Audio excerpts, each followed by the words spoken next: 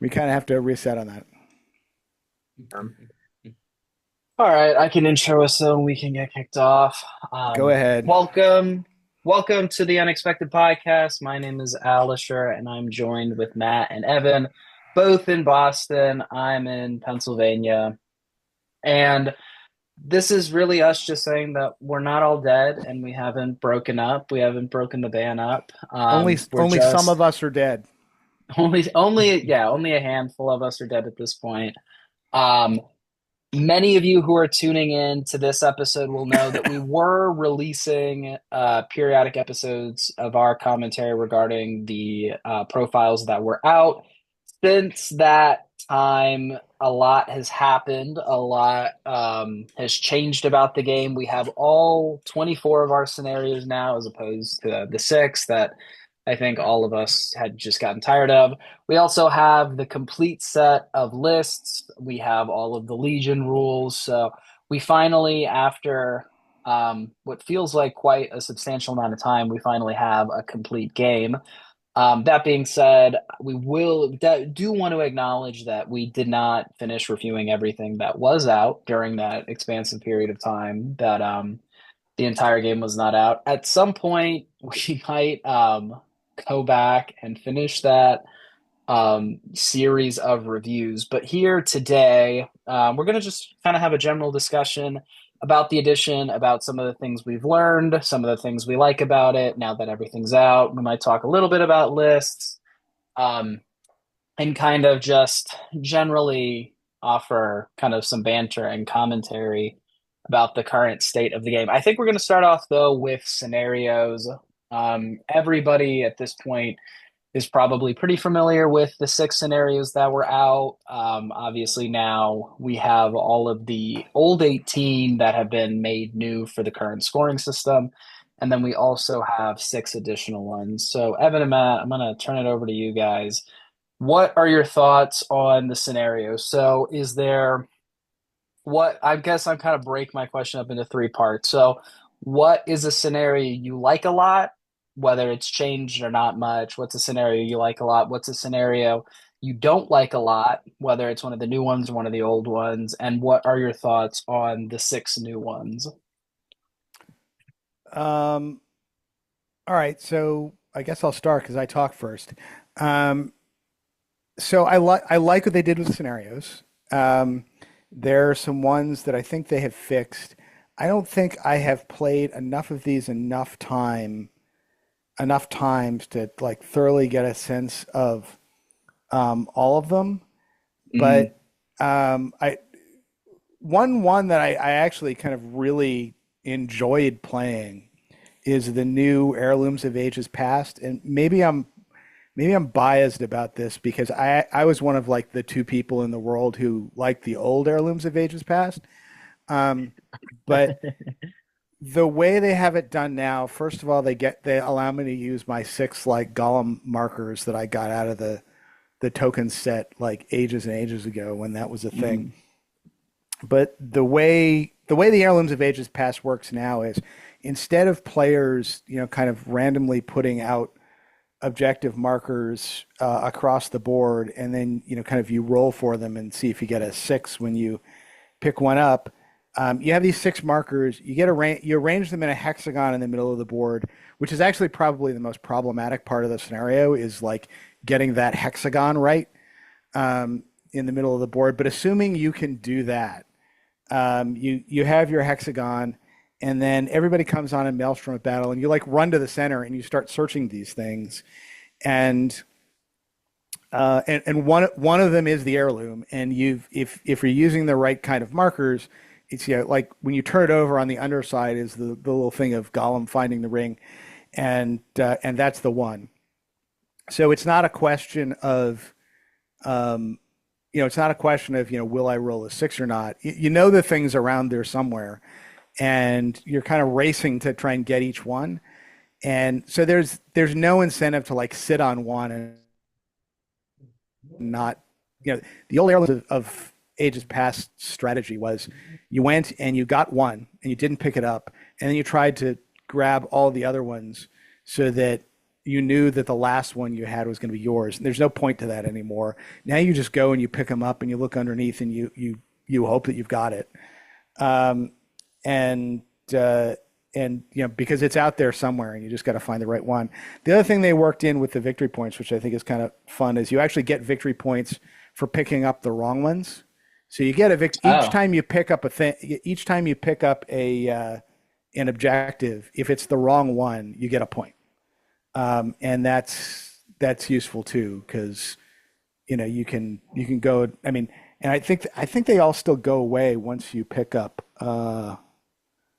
I don't think so. That wouldn't make sense. No, yeah, that's actually how we played it. But now that I'm reading it, that's not actually how you do it. You That, don't flip them up. You can continue to get those other victory points by picking up the other objectives. I mean, we didn't. That's not how I we think play it. We played it where we picked up the objective and then the objective stayed out because otherwise points would disappear off the board. maybe we did. Maybe we did, and it just was Yeah. the other one. Okay, yeah, maybe you're right. Um, but in any case, all right. So you get points for picking up the other objectives, and the objectives are all because they're kind of in a hexagon around the center. They're all kind of near the middle, so everybody has to kind of run to the middle and grab them. It's not like they're in like random corners of the board, so you have to like run to weird places and get it. So once you actually get the heirloom, you're going to be kind of in a fight. Oh, you know what I need to do?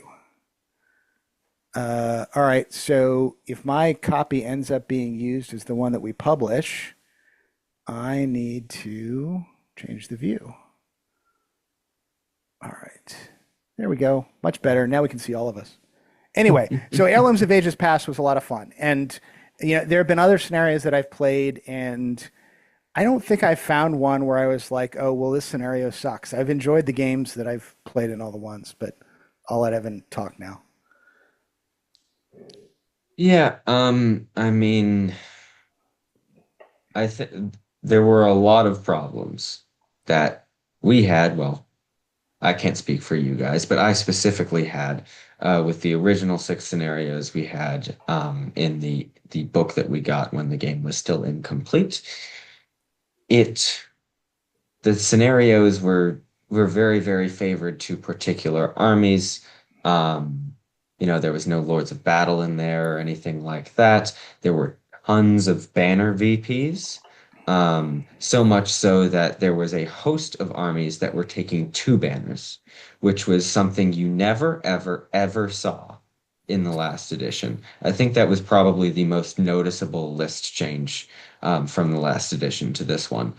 Um, and actually, we might talk about this a little bit later, but at Nations Cup, I saw multiple armies that actually had three Yeah. banners.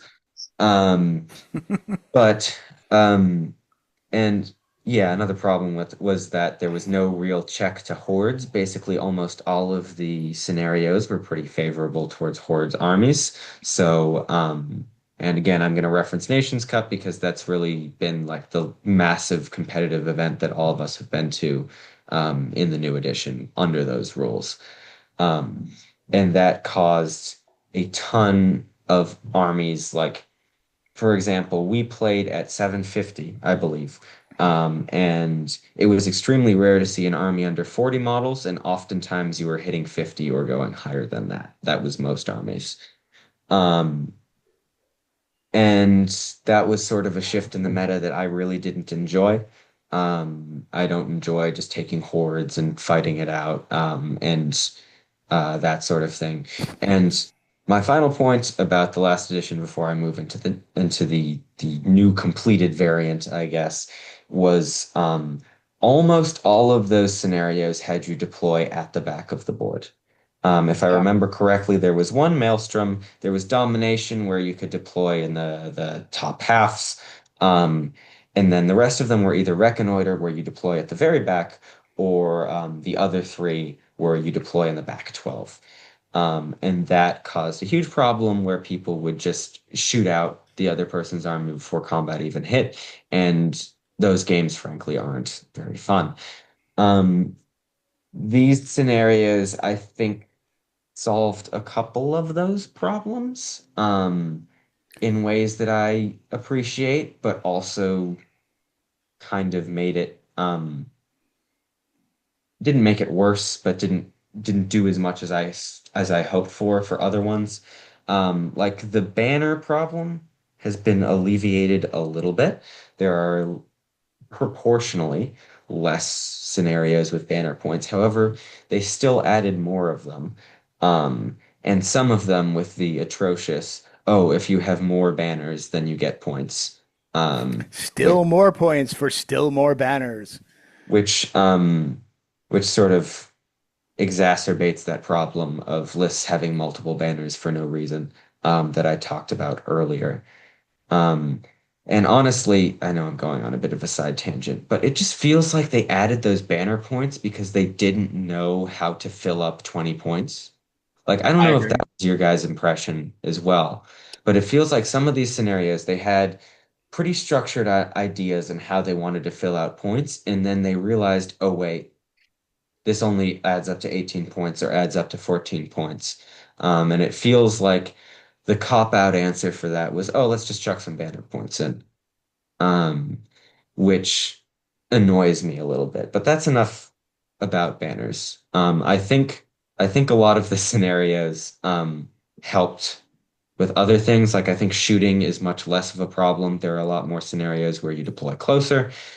Um, I think there was a big problem we had with Crebain in the last edition. Crebain were absurdly overpowered. They can fly on all your objectives and pick them up and destroy them and all that. And actually, I say pick them up. Notably, Crebain cannot pick up objectives because they are beasts. And now we have scenarios where you can pick up objectives. Um, and because Crebain cannot pick them up, it means you can't solely rely on them for your mobility aspect of your army, which is sort of almost a shadow nerf to that, um, which is very nice to have as well. Lords of Battle is back, which, while I don't like the scenario that much, does provide a little bit more. Lords of Battle, actually, and Contest of Champions are both back, um, which, while I'm not huge fans of those scenarios, do provide good checks to those horde armies that don't focus very much on heroes. Um, Contest of Champions, I guess I'll add that as one of my favorite changes. Being able to pick your champion in Contest of Champions is very nice. Um, I honestly haven't read a ton of Contest of Champions. Remind me, you still just get one champion, right? If Yeah. your champion dies, Yeah. that's it. What's Um, interesting is that your army could get stuck 12 inches behind the champion too, if I recall. All right. I gotta confess, I haven't actually played that one. That one hasn't come up yet, and I haven't. Although I read through it a long time ago, I haven't looked at the thing. So, how do you get stuck behind them? Talk me through that. I could be completely wrong. Let me pull up. I have it it here. shows Yeah, you you can. how Contest of prepared we Champions. were all for So you this. have to roll it. So if you a one through a three, you get stuck in the first, like the subsequent warbands get stuck in the first 12 inches of the board. Hold on. Um, so Oh that's yeah, how they last reversed this. edition they reversed it? Yeah, they reversed this. You're right. That's Wait, interesting. that's horrible. Take Yeah, it's all an my interesting compliments thing. back on Contest of Champions. That's awful. Well, it's not that bad because you can still deploy 12 inches in, like right behind where your hero is, and your hero needs to start up front, but you can kind of deploy the Well, warband back. But let me run you through a hypothetical real quick, which is why I immediately went that this is the most horrible thing in the world, which it probably won't be most of the time. yeah, However, if your opponent or you rolls very badly on their warband deployments, and then your opponent rolls very well, what you can do is if then that person wins the move off, they can deploy their entire army up front. Your entire army, except for the champion's warband, is in the back, and then they win the move off. They surround that champion's warband, and then their champion dies, and then the game is over.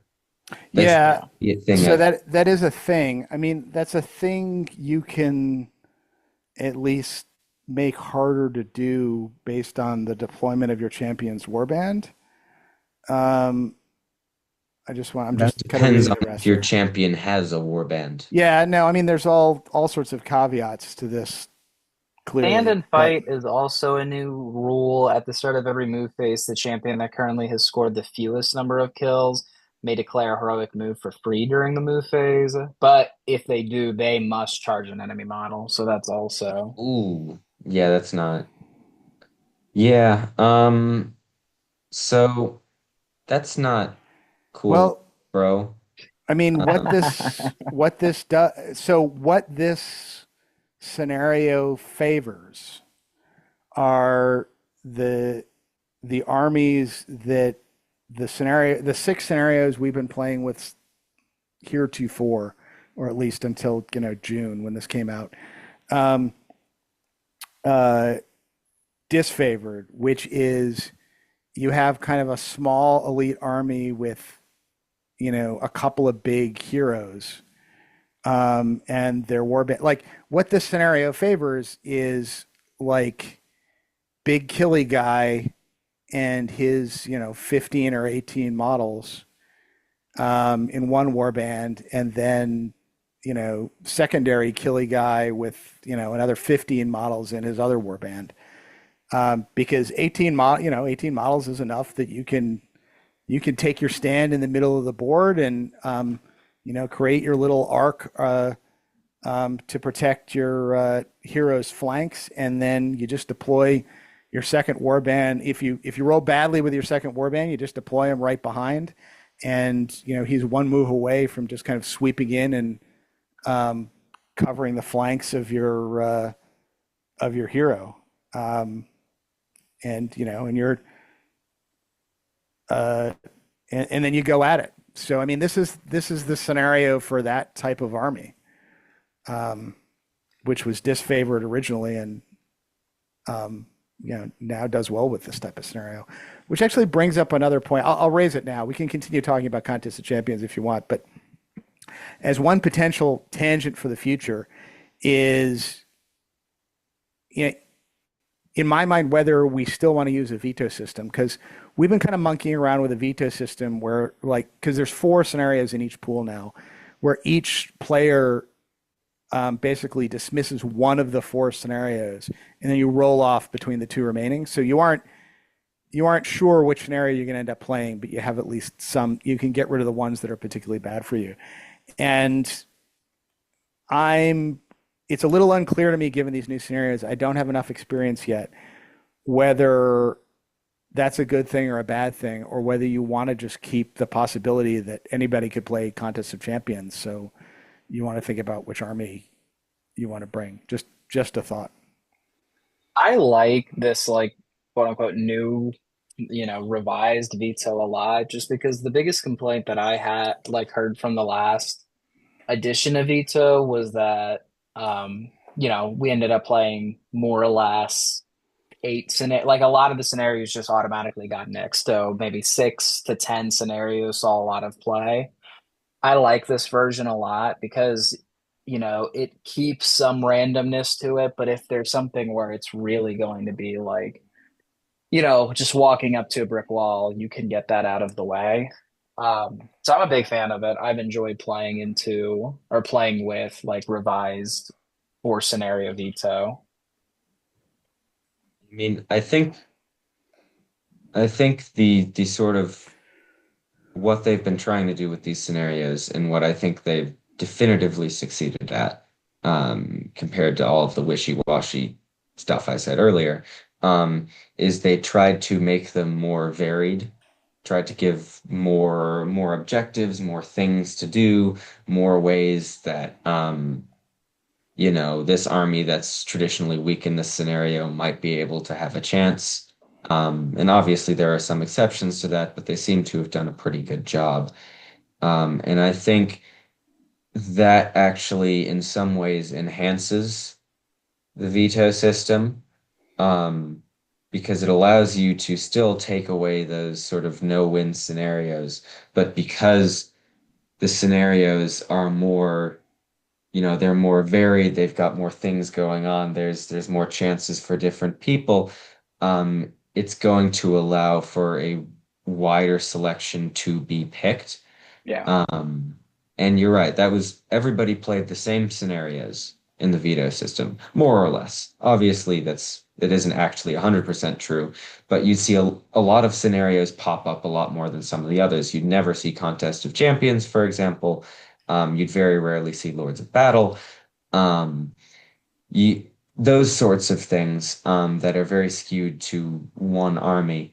Now there's less of a chance of that happening, and even if that happens with some scenarios, there's still going to be a boatload more of them that you'll see sort of in the rotation, Yeah. um, which I think is a boon to the veto system.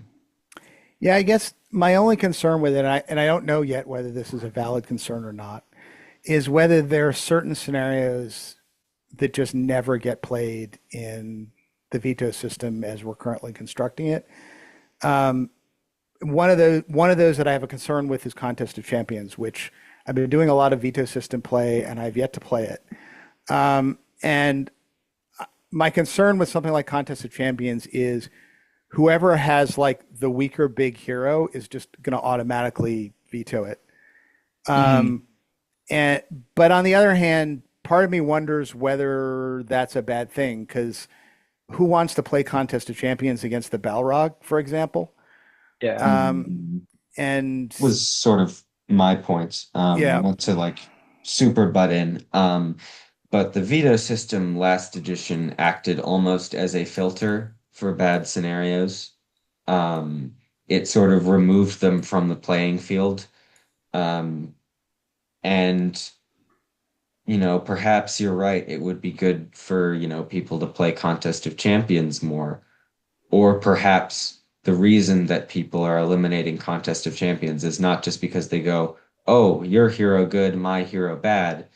Um, perhaps the reason is because the scenario is not balanced properly. Um, and the veto system allows us to remove that.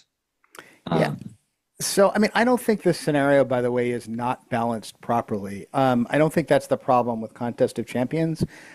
But what it is a scenario where if you have not constructed your army with Contest of Champions in mind, you can be at a severe disadvantage. If and let me I guess try and explain this. If you and your buddy are going to like get together of an evening and play a game, and you say in advance, "Let's try a Contest of Champions." You will each build an army list, come and have a perfectly fun game. I think playing that scenario, just Hmm. based on my read through of it.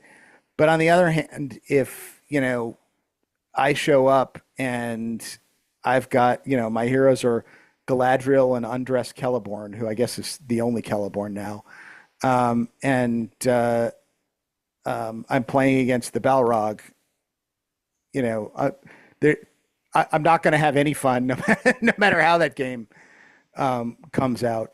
And um, so anyway, I mean, j- j- just because I guess, just because I guess Contest of Champions gets vetoed a lot doesn't mean it's a badly constructed scenario. Because I don't think it's a badly constructed It's scenario. not a bad scenario, but at the same time, I think some scenarios lend themselves to be a little bit more skewed in nature. I don't know that, you know, kind of to your point, I don't think every army has the same amount of play in Contest of Champions as like almost every army has play in domination or capturing control, or in most cases, with the exception of banner shenanigans into the death or fog of war. Like the list goes on and on. With something like um, contest, there's nothing wrong with contest as a scenario. It just puts people in a position where there's a higher probability of like an auto win or an auto loss. Because if your heroes are Galadriel and Celeborn, you don't really have that, especially even with the change to strike, because you can't even say like, oh, well, they're just going to lock the Balrog down, or they're going to lock Azog down, and then they're going to figure out a way to get a cheeky kill because they can hardly keep up with them. Yeah, It's a I little mean, bit but weird. there are yeah, no, I get it, and there are a bunch of scenarios like this. I mean, Reconnoiter is like the other classic scenario like this where, um, yeah, I mean, it's kind of like Contest of Champions, right? You know, if you knew in advance you were playing Reconnoiter and built an army to play it, you would come in and have a perfectly fine fight against your opponent, regardless. But on the Yeah. other hand, if you've built an army that's like designed to fight Contest of Champions and you get Reconnoiter, you know, Yeah. it's probably not going to go well. Which I guess is the argument for the veto system. I guess my concern is that some of these scenarios, which I think are perfectly fine and fun to play, may still never see the light of day if you use the veto system under the new Well, I don't system think that the they go veto wrong. should be like, I don't think it's the only system to use. I mean, I like that we have events that are straight random. I like that we have events that are veto. I like that we have events where this is kind of rare now, but like pre-publishing the scenarios. Um, I like Yep. all of these different formats. I think when we look at big events or events that are skewed towards balance, veto is still the choice to go for the most like balance. Everybody has a shot Yep. um, competition. And I like that with four scenarios in each pool, it adds a little bit more variation than we got last edition, Yep. which is That's cool. fair. Oh, but Yeah. by the way, to the death is not a scenario where everybody has tends to have a fair shake at it. No, To the because death, of I the think it's actually banner. one of those. Yeah. Yeah. Well, not just the banner, but just because of the way. I mean, to the death is the scenario that the to the death is the scenario that the guy who wants to castle Yeah. loves. I have, you were talking about Reconnoiter and how often it is skewed towards one. I have more problems with To the Death than All right. Well, Reconnoiter. fair. Like, I feel like honestly, even if you're at a disadvantage with Reconnoiter, I've always found that it's a fun puzzle to try and figure out how to draw it or maybe win it. Um, and just trying to piece that together, and there's all these pieces moving around. It's a very interactive scenario. Um, And if you lose, you have lost having tried some things and having done things and having tried to do this and that and this.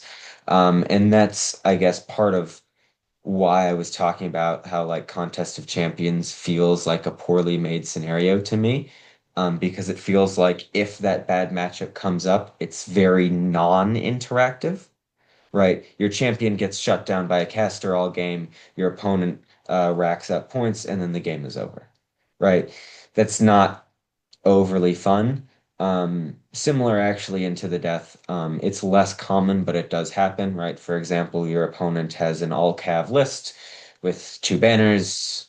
You have one banner, or an all cav list with one banner, and you have no banners. They run away the entire game, and then they win the game 4-0 or however many points it is. And then that's your game, right? Um, it's not necessarily my problem with there being scenarios that skew things. It is a lot of my problem is with there being scenarios where sometimes people feel like they cannot play, and they cannot make decisions that make the game interesting. Um, and that may not be overly relevant to, our discussion of balance in the veto system, but that's sort of just a thing I have noticed, that's come up for me. Um, so, are there any scenarios people have played that they don't like or had problems with? Two fat thing scenario issues that I'm kind of disappointed are an issue that they are. So I know that Sites of Power has like a misprint in it with the rolling for the special sites rules. There's something like on a four, technically two different benefits are Yeah, going simultaneously. yeah, That that's true, but we know what that's supposed to be. we So know what that's Is supposed to sites be. is Sites of Power the one in the objectives in the four corners that's Maelstrom, or is that a different one? Oh, by the way, when yes. when when we played that, we never rolled on that table once, Dad. Yeah, I know. We never did. So I guess that's my problem with Sites of Power is um, Forget. So anyway, the sites of power, Just just so people forgot. Yeah. know, but it's not clear it matters, and I guess that's my problem. So It's sites of not. power, so people know, has this special rule called strange aura, where you there are four objectives. They're in each kind of quadrant of the board, and then you roll a d6 each turn. And for that turn, one of three things happens. Either either you get a six up wound save, you get an objective. Let's see. Fearless You or get reroll fearless, ones. fearless or reroll ones, and There the is one of four those could that is significantly better than the other ones, and that is fearless. well depend circumstances, yeah. Um, but because it kind of affects everybody, it almost kind of comes across as extraneous. It's just it is a strange or it's kind of a strange rule, and it doesn't kind of have a. It just has random implications in the game. Yeah, the only thing that I could see causing any unbalance at all is, like I said, the fearless bubble. The reason being is if one person has a much more maneuverable army and they're on all of the objectives, and then the other person breaks them because they've got a smaller army. Um, All right, Alisher, who is nice that? profile picture there, My Alisher. mom. Um, Like I said, my things have been appropriated. You've all been blessed with a photo of my mom. But all you were, right. as you Well, were saying, Evan. I am trying to renew my train of thought. Oh yes, fearless.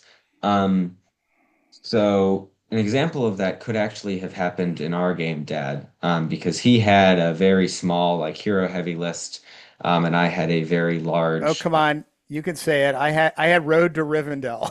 Yes, he had a horrible list.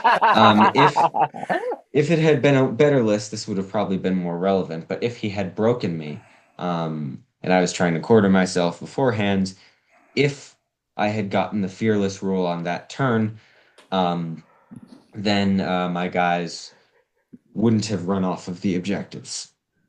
And that is obviously an extremely important thing. Many games of, and many of those like spread out objectives games have been won or lost based on courage tests that a random model in the back of the board takes um, in order to try and survive. So the fearless one is the only thing that I could see come up that is extremely impactful. The other ones seem fine. Yeah, I don't know. I mean, I don't have a big problem with this. I It's a just fine scenario. It's well, I don't love this scenario, but it's okay. um, I'm actually kind of okay with the having the four objective scenarios. It's just so part of what's interesting about this scenario is because you have the four objectives, but what makes it a little different from the other kind of objective scenarios is you have both Maelstrom of Battle and Dark of Night, so it gets you, Mm, the usual ways you kind of deal with these kind of these dispersed objectives kind of don't work, which is like you take some and you try and shoot people off the others. That stuff doesn't work. And you actually have to think kind of through Maelstrom of Battle and where am I going to bring my guys on, and will I ever get to this other objective? It has interesting stuff. I kind of wish the strange aura stuff was a little more impactful. sure. Other than the fearless thing that Evan rightly points out, and also by the way is a significant detriment if you've got like an army that depends on a terror wall or something like that, and all of a sudden you roll the wrong die roll and it just kind of goes away in all the critical places of the board. But I wish there was some sort of I wish this mattered more so that you actually kind of cared about rolling and didn't just kind of forget about it. And if you forgot about it, you're like, oh well, I guess we just forgot about that.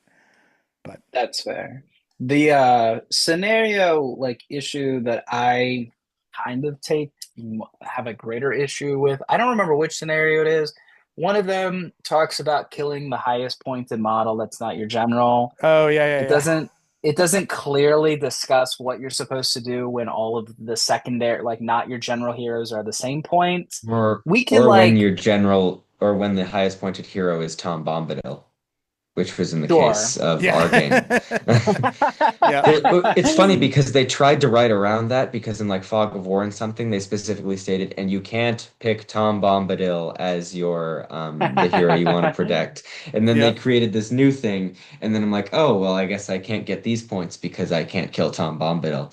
Well, Um, I mean, Tom Bombadil can use up his will points and go away, but it's my choice, not he yours. chooses to.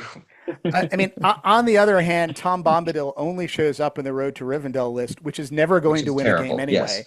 So it's not. I don't think we need to spend a lot of time kind of worrying and wringing our hands about that.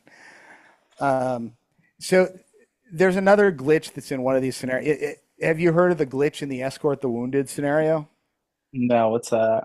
Um, that so you have in the Escort your wounded scenario, which I think is an interest. I haven't played this scenario yet. It's an interesting concept. Yeah. There are three wounded people, like on each side of the board, about 12 inches in. And what you're trying to do is you're trying to go up and grab those and then get them into a sanctuary, which is in kind of the opposite corners of the board from where you start. Hmm. So it's kind of like a weird it's another one of these weird capture the flag type scenarios. In fact, I think we played some version of capture the flag like this, where you went in, you tried to like free. It's the one where you freed people from jail. You had to like free people Yeah. from jail and get them to anyway. This is the SBG version of that particular childhood game, Sure. and Sure. uh, but the objectives are heavy objects, and Oh yeah. you get points either from getting them to the sanctuary, or if you're carrying them at the end of the game. But of course, for heavy objects, the way they've rewritten that rule, you always put it down at the end of the turn. So you are Hmm. never technically carrying a heavy object at the end of the game, Hmm. um, which I mean, I guess is easy to kind of figure around. But um, Well, and what uh, does that? So I think the other interesting thing. So Eagles can just pick them Yeah, up. your birds are playing basketball. Like, it's Do that's the first Eagles thing that have to I thought of drop when I them saw it. after the end of the move? I thought monsters just pick up heavy objects normally oh, let me see. and hold them. I can't say I've thought through that particular situation, but I was just looking at this. It's 134, I think, is That is a scenario I would like to play through. yeah. Because obviously there I've are played it twice now. much better at carrying heavy objects than others. I So like it. It kind of feels like a different version of Destroy the Supplies almost in terms of feels. Now, I don't remember I if Eagles can just hold them and not drop them, that No, they is have to drop them too. As I'm oh, reading okay, this okay, rule, okay. what it says is cavalry models cannot carry a heavy object.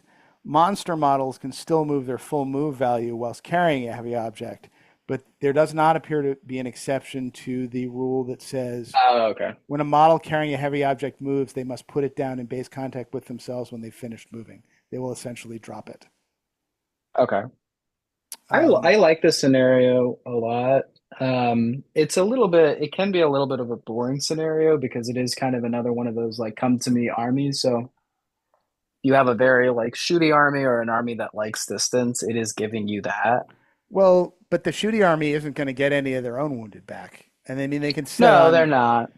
But I mean, it kind of goes, it like, the shooty army kind of plays a version of destroy the supplies then of I'm going to break. I don't, does this one have banner points as well?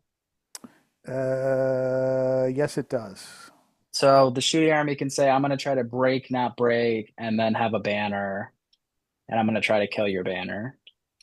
Yeah, although the wounded, the way the wounded folks are arranged, they're arranged in the same way as the destroy the supplies thing. So Yeah. Hmm. you got to cover three bases in order to kind of make that strategy work. That was always a problem I had with the shooty armies trying to play destroy Yeah. the supplies is you had like, six guys here, and six guys over here, and then the whole army came at you, and it was really tough to kind of hold all the three. strat with the shooty armies was always to abandon an objective, Right. and then just win from that point, which happened. It was not a bad strategy by any means, but it did have its downsides. Yeah. And in this in this scenario, if you abandon one of the wounded, you could lose 4 points by doing that, and there's only 2 points for banners. So unless you break I've them just been too, playing. I've just been playing too many Hobbit lists recently. I can hold three pretty Just like, yeah, easily. I'm accepting the fact that you cannot get there. yeah, um, yeah. Which is well, I mean, I guess you could. Oh, well, no, because the beasts can't pick them up, right? Because or the dogs can't pick them up because they're beasts. You cannot. Yeah, They uh, can't move heavy objects at all. right. Oh, okay.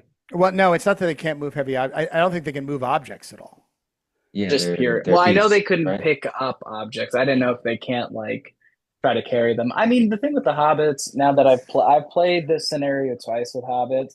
I mean, you have so many of them. At some point, you just say, "All right, you four are going to just start the very long journey of trying to Right. go pick up a guy." Um, I mean, that's the Hobbit strategy, right? You just kind of line them up on one side of the board and you keep moving them 4 inches forward. And eventually yeah, some of them will get to where they're going, where they want to go. yeah, exactly. um,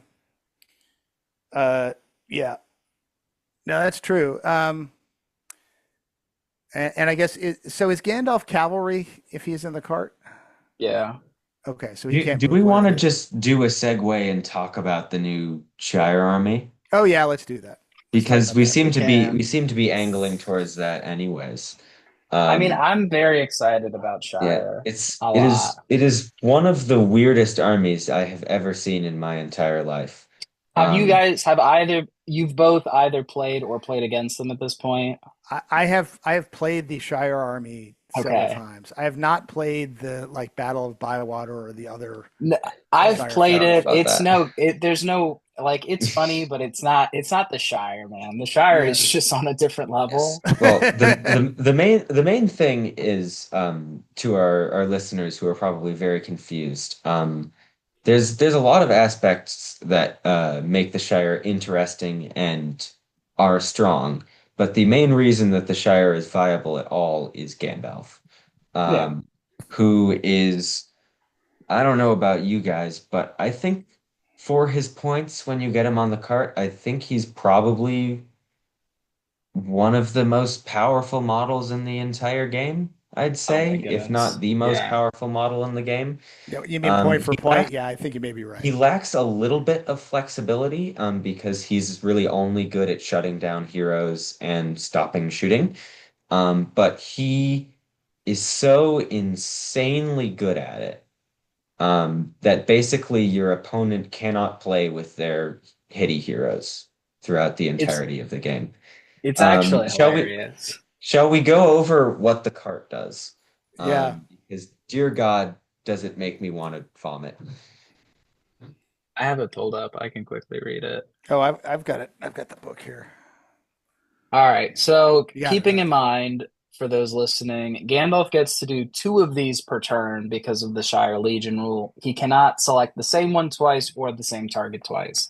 But at the start of every friendly shoot phase, Gandalf may select one of the fireworks listed below, then choose one enemy model he has line of sight to and is within 6 inches of his cart and roll a d6. On a 2 plus, the chosen model suffers the effects of the selected firework. This can be done even if Gandalf is engaged in combat and may even target an enemy model who is themselves engaged in combat. No in the way rolls are required for this special rule. All right, so the first one's garbage. Whooshing arrow, strength 2 hit. Nobody uses that ever. No Well, one I Goblin mean, uses you Popper. do those. if there's nothing else to do. If you're like If there still approaching, exactly, if you're sure. approaching combat and you happen to be 6 inches away, you got nothing else to do. I'll try and kill somebody. Sure. That's boring though. Goblin Popper. The target is immediately knocked prone. This has no effect on monster models. Obviously, the important thing is to note it does not say it does not affect cavalry models, which is hilarious. Flaming Wheel. The target suffers a -1 penalty to their duel roll in the ensuing combat phase. That one's ridiculous. And then the big one. The target immediately suffers a strength 8 hit, and if they survive, are knocked prone. This firework can only be used once per game. Um, yeah. What, what? So, obviously, again, skipping over the strength 2 one, you'll use it every once in a while because you have literally Yeah, nothing to sure. do. It's probably not going to do anything. That's not a problem. The problem is, Well, the -1 to the dual roll thing is quite strong. Um, the big problem is the auto prone abilities. That's by far the strongest one. Um, so this happens in the shoot phase. There are no in the ways. You can charge Gandalf and he still does it, so he can do it right into his combat if he feels like it. And he does it on a 2-up. Can he might that? No, No. it's Okay. it's So not on the list. Yep. that's at least something. Um, but basically, you do this every turn on the opponent's most powerful hero, and that hero does nothing for the entire game.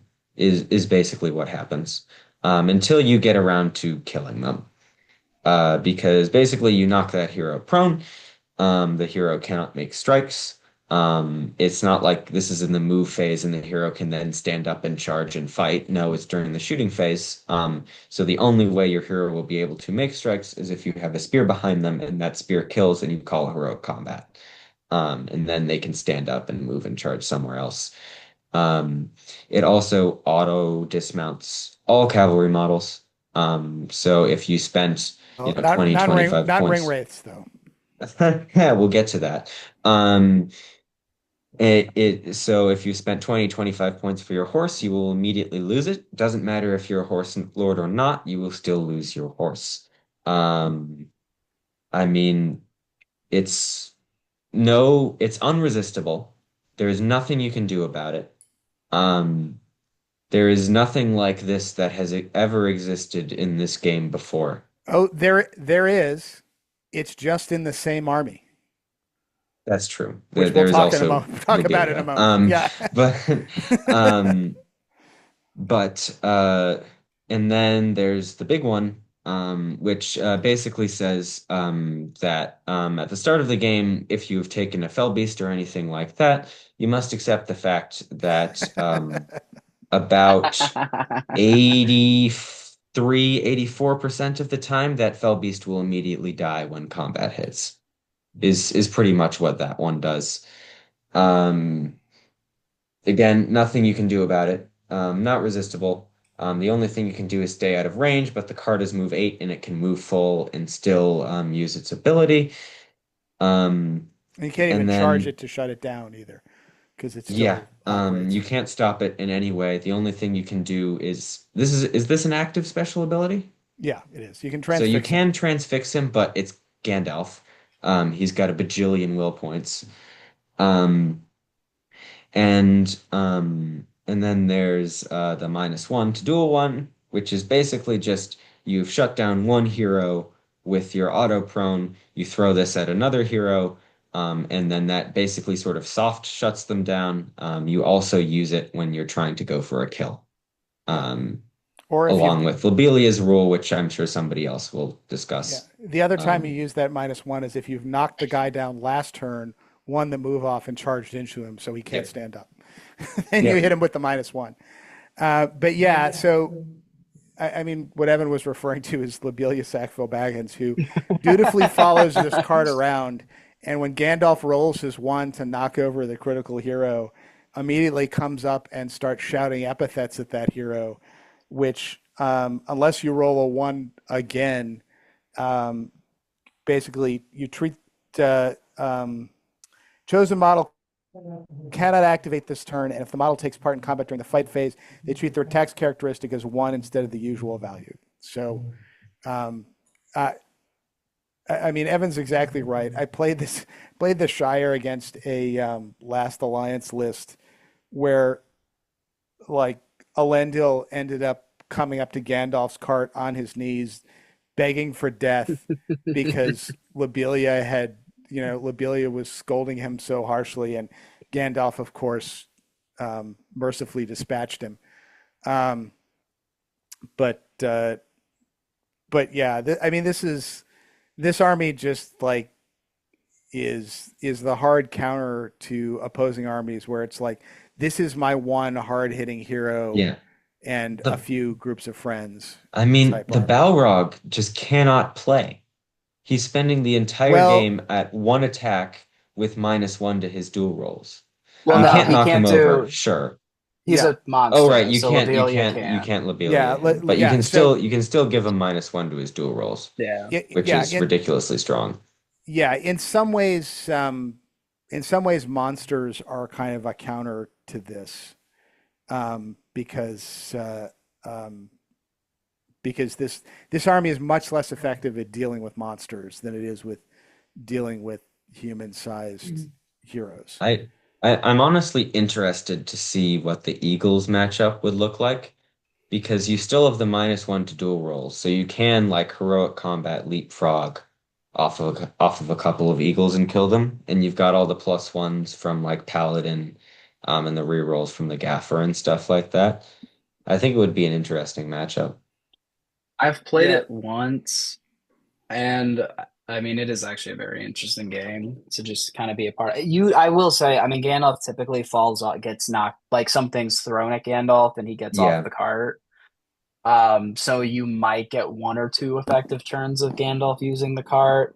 But even still, I mean, then Gandalf just reverts back to the fact that he's a wizard and he's at the very least like pretty consistently trying to transfix Gua here.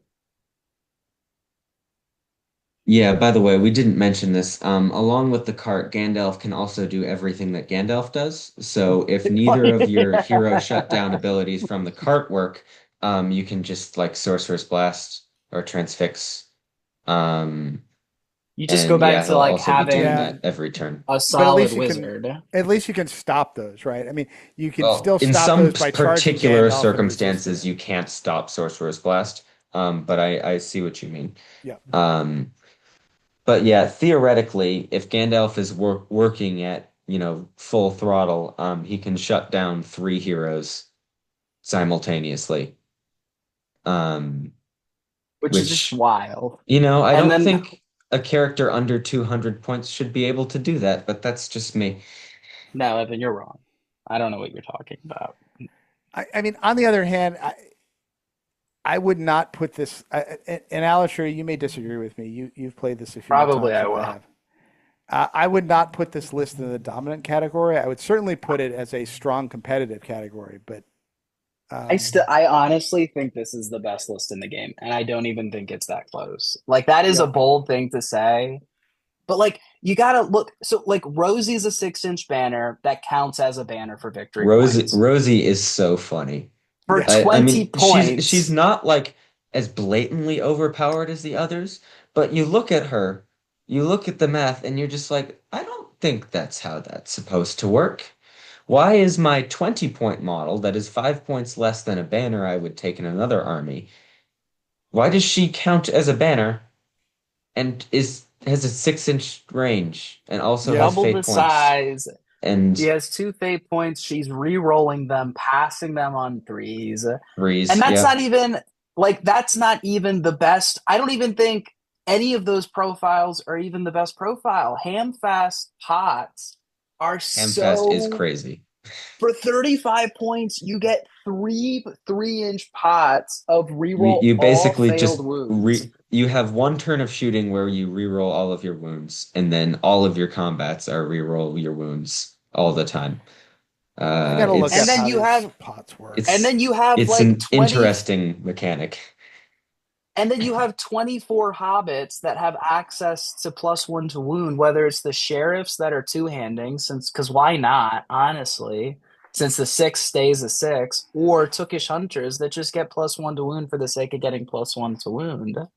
Yeah, the fact that Tukish hunters even Tukish hunters, do they reroll to hits of one or to wounds of one? The wounds of one. The fact that they get that is comical because the only reason you would take them is for Paladin Tuk, who, by the way, has a 6-inch bubble, which makes all Tukish hunters get +1 to wound when they are making strikes in combat, which doesn't make much sense, but sure. Yeah, And then if you were it like, all right, their courage isn't that great, you have Paladin that's a 12-inch courage bubble, and all of the heroes pass with Gandalf's courage. Yeah, yeah. um yeah, I don't. So I was actually trying to find the pots in here. And you can make your sheriffs fight five. for some And you reason. can get like 5 Because if you shares. So, take the mayor and Lotho, you can just make them fight five. all right. So, I mean, a couple things just to kind of try and bring this list down to earth a little bit. Yes. Okay. You can All you right. can do all these things if you have an infinite number of points to spend. But You can do 700 most point of list has them. all of these things. no, it You does can not. do. You can't Yeah, it fit all of does. the things we It have does. talked about Yes, in a you can. 700 point list. Yes, you I've can. Well, you I have played can, done but all it. not a of lot, those not with a lot things. of guys. If you 70. don't You take can get Sam, 70 which you shouldn't, models. yeah, So I don't know 70 what you're models, you playing get at all of these 700. models. I play All right, Gandalf, hang on a Rosie, second. Maggot, Paladin, Hamfast, Will, Lotho, and Lobelia, and I get 70 models on the That nose. was exactly the list that I created when I was first looking at the Shire. All right, let me look at this here. In fact, the only difference that my 550 version of this Oh, list so you're not gets, taking Bilbo, right? Oh no, I'm giving up. don't I'm giving up don't on need him. Bilbo. All right. Yeah. So Don't all My take right. So Bilbo, I'm don't take probably Sam. not optimizing that. Yeah, because I was taking Bilbo and Sam. They're terrible. Like for Bilbo what you can feels get. Oh no, Sam Sam is not terrible. Sam is Well, I funny. don't know. Bilbo um, feels unnecessary, is what Bilbo feels like. Because you're already shutting down heroes so well, you don't need more of that. um, Sam is interesting but unreliable, is what he seems like to me. So Sam gets free combats and reroll failed wounds. Is that right? Yeah, two yeah, attacks, fight three, which isn't ideal. but he also has a decent amount of might, and I mean, I've killed when I took this against elves. I took who's the elf that has like the Noldorian throwing daggers? Aristor. Aristor. Yeah, Sam just went right through Aristor. like he wasn't there. Um, I mean, it was Sam backed by Rosie, and Bilbo with the ring was hanging around him too. But yeah, Sam just nuked Aristor. Let's see here. Admittedly, I have not been playing with Bilbo or Sam. Yeah, so My the, the so all right. So tell me this, Alistair. Have you played any scenarios where you have had to go to multiple places on the board in order to win? Because every time I have played the Shire, I played a scenario where I had to do that, and that poses a I problem for the hobbits because you have one Gandalf and you have one Lobelia, and Lobelia on her own can't shut down kind of a side. Um, trying to run through the scenario that I've played. Well, and to be fair, I mean, I do play a lot of some form of a veto type of a play, so that also I'm able to kind of narrow it down. But I mean, like, what scenario are you thinking are you especially bad at as hobbits? so the Maybe seize scenario, the prizes. so one of the scenarios I played was, I think one of the scenarios I played was the one where you fortify, and then I don't know whether the other one may have been domination, but it was one of these scenarios where I had to go kind of I basically had to split, and I had to Hmm. take the army and go in two different directions. Which they're hobbits, and there's no march in this army. By the way, nobody has Hmm. march. So like you have one chance to figure out who's going where. You can't Hmm. really ever bring people back from one side to the other. This is true. This is true. I think there was also like a river going down the middle of the board in this particular scenario, which made it even harder. Um, so I kind of had to divvy up and send Gandalf one way, and then I think I kept Lobelia in the middle, and she went the way the heavy hitting hero went. And then Hmm. I had to have another task force that went the other way, Hmm. and that's where I put. I mean, it was actually really useful to put um, Sam. I think I had Sam and Rosie and Bilbo on that side, Have you been off on their playing own. Maggot or no? Yeah, I was playing Maggot. Okay, Maggot was doing like an end run to try and get the deep objectives, because the dogs are the only thing that can really do that. sure. Um, and uh, and I mean, I was glad I had Bilbo and Sam on that one flank because all the hobbits that were with him died, but they were able to do enough killing to actually kind of get to the objective, um, and they were I able to think take that out the can rest of press them. it. Yeah, I think that presses the list. I mean, I've because Caleb and I play a lot. Caleb wanted Caleb thought that the Hobbits were like unbeatable, and I played against Caleb, and I was able to beat the Hobbits. Now I know how to play the Hobbits better than he does, so I know kind of as a result how to play against them. Yep. But you like I don't know, at 700 points, you still like with 70 bodies on the table, at least with how I play it. Yeah, you have to split up, but I mean, you do have a pretty reasonable like an ability to do so. I guess I Hmm. feel like because Gandalf, like if you have one contingent that's like Gandalf and just a bunch of hobbits, like the militia, and you have another contingent that is like, Maggot, and then if you have to deploy separate, that becomes an issue. But if you have a contingent that's like Lobelia, the two hobbits that heroes that give +1 fight each, and if you're wise with how you put the pots, I mean, you get a lot out of just 5-point hobbits. Yeah. I mean, I can see how this army is completely unbeatable if you have a scenario like to the death where it's like, I'm just going to fortify my position, Hmm. make him come to me, and there's no way he's going to kind of get through the hailstorm of arrows, stones, and then fight across my minefield of pots and Hmm. all that stuff. But I don't know. Have you ever tried playing this with Maelstrom of Battle? I have, but I wasn't punished on Maelstrom. Like it went well.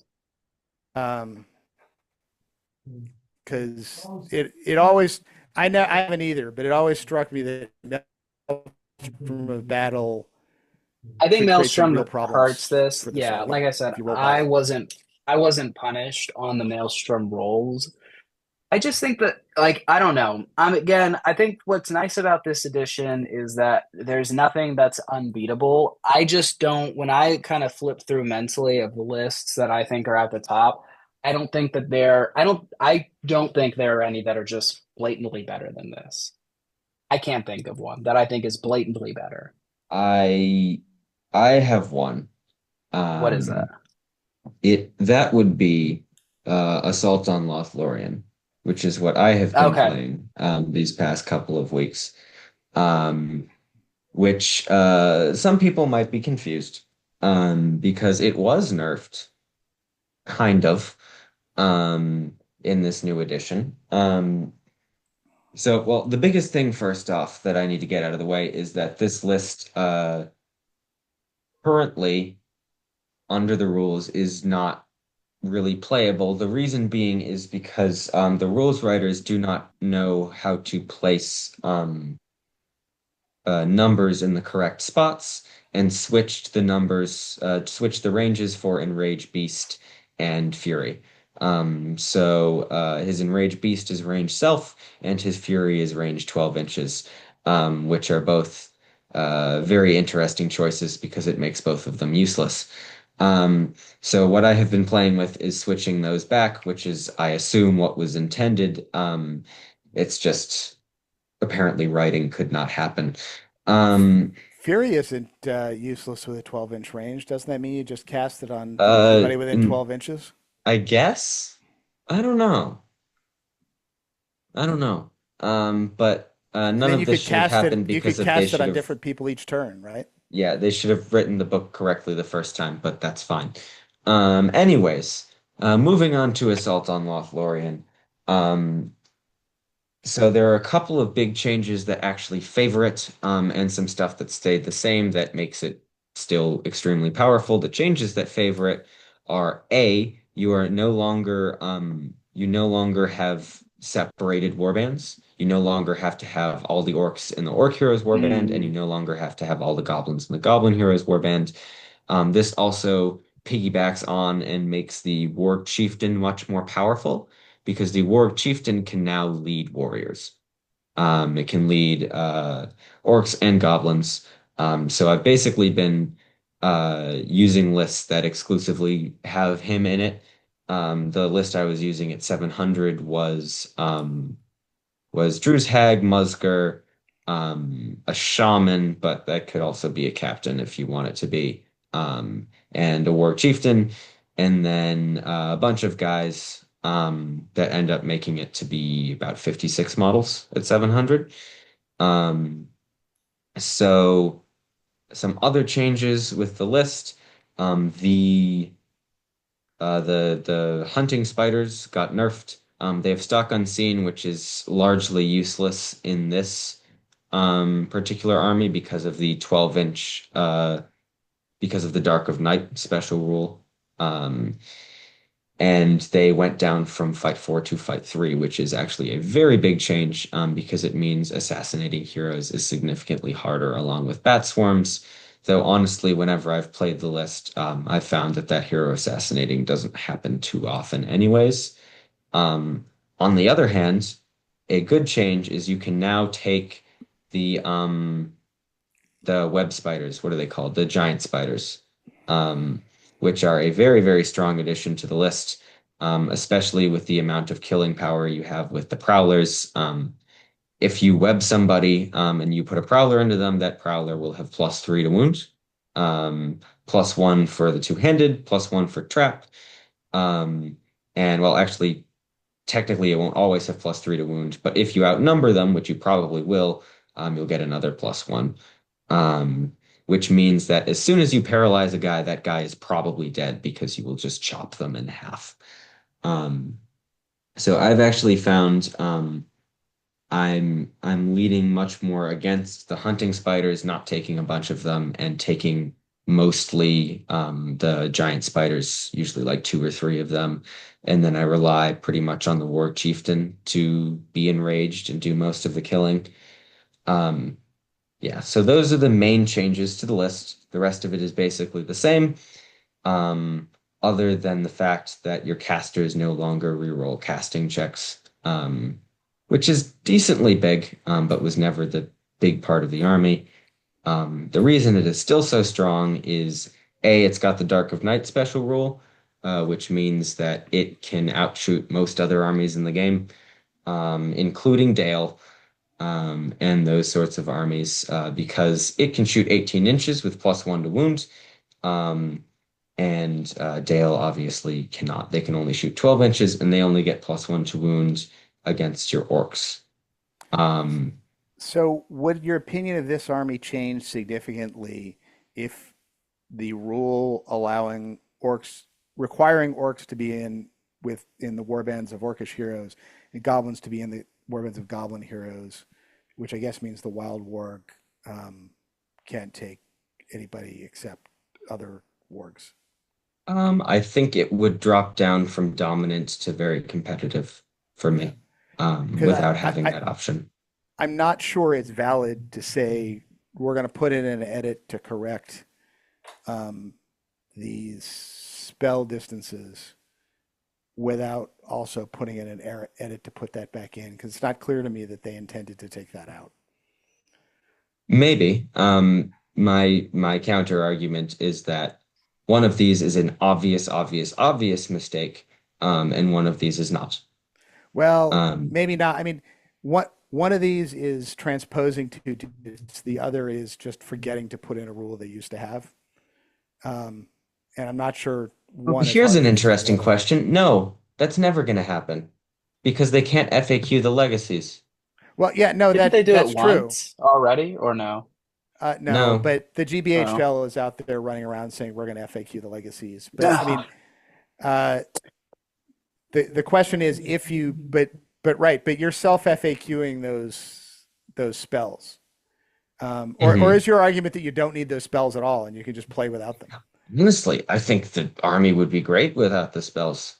Yeah, I think it where would you still just be in cast super Fury on some competitive. random guy 12 inches away, and and you can't enrage yourself. Yeah. I mean, I don't really see your point. Um, because Alisher, do you again, see my as point? I was saying, these legacies profiles will never be changed. The only reason that they will add those orc and goblin rules back to the legacy is the GBHL, that is, which we may or may not abide by. is that the army is too strong. Yeah, Um, but my point is that if that's true, you can't use your spells because we can't FAQ yeah, those they can things. FAQ the spells. Drew's Hag is in the armies of Middle Earth. He's not legacy. Yeah, but the ranges that are listed there are stuck, right? No, he can be You're FAQ'd. saying Oh, because He's Druzhag's oh, not is not legacy. Druzhak? a Okay, That all that right, was legacy never mind, model. that was never my mind. whole point. Is that Drew's Hag is not legacy. This So army is. that mistake is armies in Middle Earth. I gotcha. Okay, Yeah, fair enough. yeah. Sorry, I did not make that clear. I apologize to our audience. Yep. The reason that Drew's Hag will almost definitely be changed soon, and not this army, is because Drew's Hag is in the Armies of Middle Earth book, which is something that they are actively changing. Actively changing. All right, I And this gotcha. army is in the Legacies profiles, which is something they have stated that they will not be changing. Yep. Yep. Um, All cool. right. Well, you We've have me we've there. sorted that out.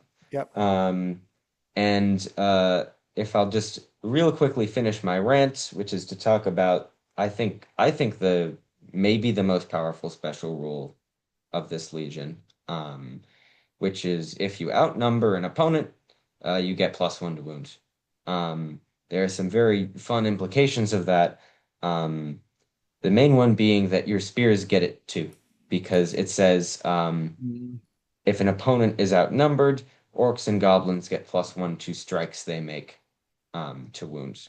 Um, and while spears technically aren't in combat, they are strikes, which means they will get +1 to wound. Um, and to use this as an example, I played against the new Khazad-dûm army with like 40 models, bunch of guys at 700. I did not shoot them at all because there was an objective in the center of the board. I ran forward and I basically destroyed them, almost completely tabled them, or at least it was going to end up that way. Um, I outnumbered them in a lot of situations, and whenever I want to fight, I killed them, chopped right through their armor. Um, and the angry warg chieftain did help a lot. But really, it was just this +1 to wound special rule that completely obliterated it.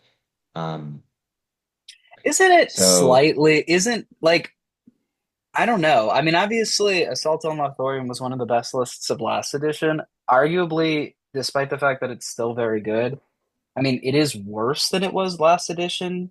I mean, Well, somewhat, yes. no, in certain respects. Last edition, the In spears didn't get the +1. well, They this is definitely true, didn't but get that. isn't that muddied by the is fact that so is that many actually armies get true? I +1 to don't. wound Last now? edition, I did the don't think it spears did. get Let me +1? get the old. I certainly don't remember that being a thing, but let me get the old rule book and see. So But what isn't it armies get +1 inadvertent? to wound other than Dale that Well, I aren't mean, like hobbits hatred? get access to +1 to wound That's true. now. Counterpoint with Irolas that is gives they don't get access to plus. spears. Well, Irolas Um, gets access to +1 to wound now. I mean, technically, fiefdoms get access to +1 to wound now. Two handing is more popular now because you maintain the six. Thranduil's Hall still has it. Lothlorien has it. Yeah. So, by the way, in the rule as it was originally, after it said friendly orc and goblin models gain a bonus of +1 to wound in a fight in which the opposing model is outnumbered, there was another sentence that said, "Note that supporting models do not count for either side for the purpose of this rule." I take it that's not in the that is not download. present. Hmm. Um, yeah. Counterpoint. A lot of those things you just said are 3-inch bubbles, which is Well, the strong. two elf I ones are, will, well, and I guess yes. Irolas. I suppose The that's two elf fair. ones But come with a downside, which is not always the case, obviously, because you've got banners, and obviously if you roll a 6, then you're good. But it's still a downside, right? And it's also on significantly less models, because I mean none of those armies are getting to 56 models. Um, so the only thing that I consider to be even close to this is Dale. And Dale is obviously I'd guess and you slightly have the better. dwarf. Sorry, there's the dwarf list that if they're supporting, they get +1 to wound as well. It's Mhm. undeniable that there's a lot more +1 to wound factored into the game of this edition than last edition. And whether it's by a significant margin or an insignificant margin, AOL's +1 to wound is slightly less valuable given that there's greater access to +1 to wound. Yeah. I'm not entirely sure that argument fully checks out with me. I think increasing the presence of +1 to wound doesn't necessarily devalue it as an option. Because a lot of these armies with the Dale is one of the best armies in the game. The reason that Dale is one of the best armies in the game is partially because the shooting is utterly Yeah. overwhelming, but is mainly due to that +1 to wound, right? That +1 to wound is extremely valuable. I'm not saying it's The bad. I'm just saying, like, when we're looking at AOL in this edition compared to last edition, like, I mean, I don't know.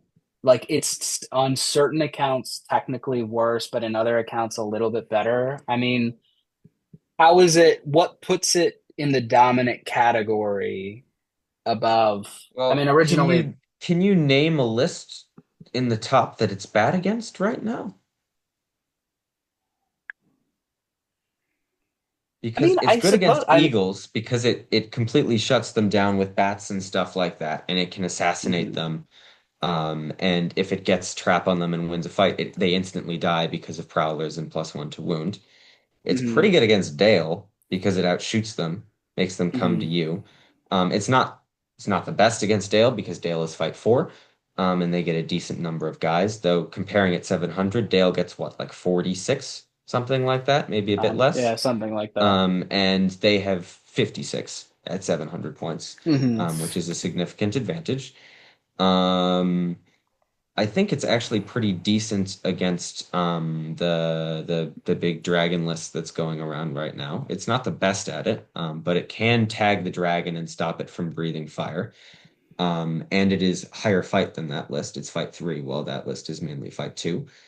It shuts down the Balrog completely, because of paralyzing spiders and all of these, Sure. special beasts and stuff like that. Like, and I played it against like dwarves and stuff like that. It completely walked through that in combat. I see what you're So saying. It's put a I pin just in think the that three last statement and we'll lists, go back to it. it's it just feels whenever I have played it in this edition, it feels like I am playing a better army than my opponents are. I mean, the three lists that come to mind that I think, Kond is probably pretty good into it. Oh yeah, Khan beats it. I think Khan that is one I'm stands not out. sure I how good think it's gonna be. I Rivendell mean, beats I've it. Is another one. Or actually, the match I've played against Rivendell. The matchup is quite interesting. Um, but I don't know if it beats it, but it's a pretty interesting matchup because of Wrath of Bruinen, and the sheer sure. amount of defense four you have. I feel Um, like Lorien is okay with it just because it has access to significant shooting and it also has blinding light. I mean, I honestly do think Hobbit's Shire is okay into it. What was the other one that I thought was? Oh, I think Eomer's Riders is probably pretty solid into it. maybe. Well, yeah. My counterpoint is that Kond is untested. I don't know if any of us really know how good Kond is. I've played against Um, it once. That's why it comes to mind. Riders of Aomer had some interesting niches, before these new things came out. But I think it's pretty untested in the current meta. Um, There. I think there's some questionable matchups it has. Like I'm not sure what it does against the dragon list. It just sort of gets torched. You need to be very careful with Gandalf and all that. Hmm. Um, but So, by the way, to go back to your earlier point about the ruthless savagery rule, I'm not sure that that works for spears. I'm yeah, actually not sure if you read this literally, it actually works at all. So, okay. I'm reading the old rule, and which the language of the old rule is friendly orc and goblin models gain opponents a +1 to wound in a fight in which the opposing model is outnumbered. Is that the same wording as in the I legacy? do not believe so. I'm trying to find it Yeah. right now. Um, and Let's see if I can find then, it here. because if I remember correctly, I believe, yes, so the rule is completely different. Okay, It read the says rule in. friendly orc and goblin models gain a bonus of +1 to wound when making strikes against an enemy model that is outnumbered in a combat. Yeah, okay. No, you're right then. You're right about that. Um, You check to see if the enemy model was outnumbered. I believe you don't count spears in that instance because spears do not count as being in combat. right, but if there are two of Um, them, then if everybody there gets are it. two Yep. and one, then every model that makes strikes, which they're all orcs and goblins, even the spears, get +1 to wound. Mm. Yep. Um, all right, interesting. Um, yeah, so I mean the trend continues, right? Is that Mhm. there's there's two ironclad rules of superior armies here is who gets who gets the most +1 tends to win, and who has the most Crebanes tends to win. Those are like the two rules, right? Of army list generation in the current Mhm. MESBG world. We'll have to see Well, if I the think I scenarios think change there's that. another rule, which is who controls the shooting phase also tends to win. Um, Yeah, that's true. which is why hobbits are so good because they have a ton of shots and Gandalf to stop opposing shooting. That's why assault on Lothlorien's so good because they just stop opposing shooting. It's not clear to Um, me that that rule is still has as much force with the new scenarios. Maybe it does. I don't know yet. It Are you clearly saying was true the first between? time around. Are you saying because so many of the scenarios now have closer deployments? They have closer deployments. They have Maelstrom of Battle. They have Sure. various other things that detract from shooting. I mean, it was that was abundantly clear in the previous version. Mhm. What I was talking about with those two rules about the number of Crebain and +1 to wound, those still remain true now that we have the new Yeah. scenarios and the full rules and and the legacy and all so that stuff. so to talk more about the game Dad and I just played where he took that silly Road to Rivendell army, I also took a silly army because I took Army of the White Hand with no Saruman, because I wanted to. Um, As one And in does. place of that, I had a couple of heroes and 8 Crebain. And the 8 Crebain basically just carried me to victory. Um, his heroes like couldn't kill them at all. They just bogged them all down while the rest of my army killed his models. Crebain are Somebody needs to explain to me why those birds are D3. I mean, what is it about those it feathers? is so funny because every single person I've talked to about Crebain has a different complaint about them. Well, Like you I'm not saying any of those other complaints are invalid. I'm just yeah, adding one to the list. yeah. I think those actually contest Gandalf in being the most ludicrous model that you can put on the table currently. I mean, the Crebain are Um, certainly the most ludicrous warrior model you can put on the table. yeah, um, yeah. Actually, have we talked about Crebain much on this podcast other than right now? No. I don't know. Well, quick rundown of Crebain. Um, the biggest change they had is they now cannot be trapped and they cannot be knocked prone. Um, and what this does is it means this 20 point, 12-inch moving flying model that has 4 wounds, 2 attacks. Um, you cannot kill it in one turn unless you devote a significant amount of effort to killing them. Um, and if you have a bunch of them, there's no real way to really surround them and kill them, which means they are just the most efficient, most effective model in the entire game. They're, I'd say, I would still take a bunch of them, even if they were like 25 or 30 points. I'd take less of them, but they'd still be ridiculously strong. And the fact that they're 20 points for a four wound untrappable model with two attacks, uh, that also can fly for some reason, is just insane.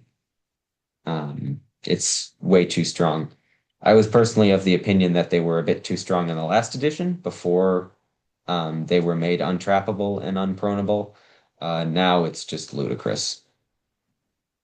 Yeah, they're a problem. I mean, one of the things we noticed, I mean, this was back before the new scenarios came out, but I don't think the new scenarios are going to change anything. If anything, they're going to make them worse. But we noticed that the win percentage of armies the at the international team tournament varied in direct proportion, at least varied in direct proportion to the number of Crebain those armies contained, it seemed. Yeah. The army that did the best had 10 Crebain, which what how? Because like what other army would you think of taking like if someone took 10 bat swarms or even five bat swarms, that army would be terrible. If someone took a battle line with um with 10 spiders, that army would be pretty bad. Like usually these like auxiliary models, you're supposed to take a couple of them and like use them to like, grab some objectives, maybe tie down some important models, something like that. Um, and the fact that at the most competitive tournament of the entire year, the person who won took 10 of these stupid birds, um, is interesting. I'll just say that. Do you think he was benefited by the six scenarios in any way? So, I mean, to the death, no, maybe. But like obviously the birds are very good in destroy the supplies. The birds are very They, good in yeah, auto win reconnoiter. reconnoiter. Yeah. I I think so. My counterpoint to Dad saying that the scenarios might make this a little worse. They they aren't great in the supply scenarios, like the ones where you mhm, have to grab objectives because they sure, yeah, can't. Um, though there is a weird thing about that, which is that they can't pick up objectives, but there's nothing that says they can't like flip over things in heirlooms. Yep. It's a weird ambiguity in the rules. The way I would play it is just say they can't flip over things in heirlooms because they have a chance of picking up um, yeah, a prize. Um, There are lots of the new scenarios though where you have objectives, not necessarily objectives that you can move, but that are just kind of like all over the place. And they're very helpful with all of those. yeah, sites You know, of where you just power, have to command the go in. battlefield, those sorts Yeah, of things. They're going to yeah. be very good at. And then, there's a couple like heirlooms of power ones where they can certainly flap all around and like uncover these objectives, and get the victory points for those. And at the end of the day, I mean, they still have the ability just to flap into your hero and just say your hero is not going to do anything for 2 turns because he has to fight a bunch of yeah, birds. yeah. Um, and and that's useful in every scenario. um, This is so true. uh, They can also just, you take all your warriors, you charge the front of your opponent's warriors, you take all of your Kerbane, you throw them into the back line of spears, and you just fight you just kill all the guys, because Also they have true. one guy against your two, and they can't kill the Kerbane. There's eight right. of them. They can't be trapped. You can't do enough wounds. Um, it's they're basically just a free surround the opponent button, that you Mhm, can just press. true. Um, you know what? It's kind of one of these things I want to take, and this that we can segue to another army that I want to talk about because I found it fun to play. Is I'm actually kind of curious to see how the Easterlings do in this particular matchup because Oh, they also get +1 to wound. Yet they get another +1 to wound army, or Evan. by the way, or by the way, +2. Yeah. If they go two-handed. If they go two-handed in the front rank, because so one of the armies, Alternatively, you could take the Amder list, which is terrible. yeah. Um, So it's not terrible. It's fine. It's a play. sorry, it's worse. Yeah, it is worse. It is objectively worse than the Host of the Dragon Emperor, but it's still playable. Host of the Dragon Emperor, I think, is comfortably in the competitive category, even though it's taken a bunch of nerfs. The Emperor is more expensive. Basically, everything's more expensive. But one of the all right. So Evan, there's an echo in your background. I don't know if there's anything you Probably can take care you. of I that. don't know if there's Oh, anything you it is can do definitely about that. me. Yeah. All right. Um, Whatever. Sorry. If we actually could edit this podcast, we'd probably do something about it. yeah. We can't, so we Yeah. won't. You're just Um, I can just mute while you're talking, and we can or try you can that. just turn down. Yeah. Um, so, all right. So there's a couple of things that are going on with the Easterlings. First, their drummer works differently. And I originally thought this was a downgrade when they changed the drum because drums now do a march and you have to like start within 12 and end within 12. Um, but and you can't piggyback on somebody else's march to get +6 inches. But because it's a march, one of the things you can do is you can just put your drum kind of somewhere in the middle of your army where he's nice and safe and just have it beat every turn. And then all the guys you want to charge go first before the Mm, drummer does his thing.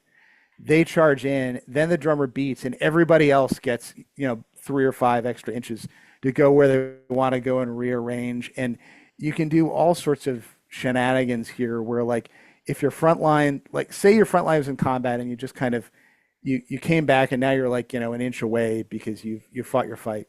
If you get priority, your drum can beat all of your guys who are in the front line. Say your front lines were like this, can march 6 inches to the side, go over here, and then charge in. So the front lines are like this. Everybody who's in the back rank over here can now gets an extra 3 inches just to shift over to the side, and you could really kind of mess with people's heads as they thought the battle lines were going to be fighting here. Now they're fighting here, and there's a solid wall of pikes between them and the rest of their army as they're trying to desperately to run over to engage you. Um, so there's that's going on.